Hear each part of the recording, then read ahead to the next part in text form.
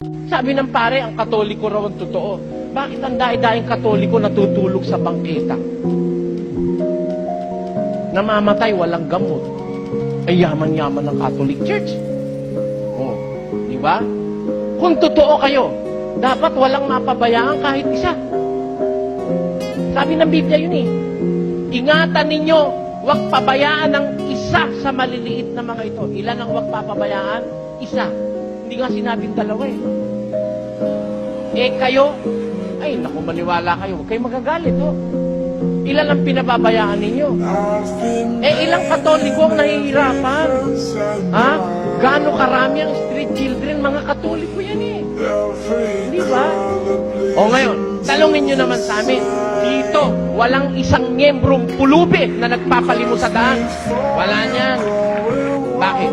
Kasi yung aming miyembro, bago mapatay ng gutom, bawa nakaanib dito, walang pupuntahan, meron po kaming ampunan.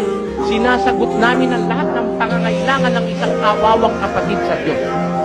Yan ho, nasa Biblia. Patunayan sa akin, totoo rin yun. Doon lang sa punto na yun ang pag-ibig sa kapwa. Saan ang pag-ibig sa kapwa? Hanggang nakikita kung mayroong mga Katolik kung nagkalat dyan sa daan, na kung maniniwalang totoo rin yun.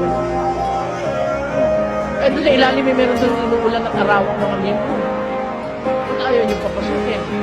Oh, hindi ko pwede. Bahay ng Diyos.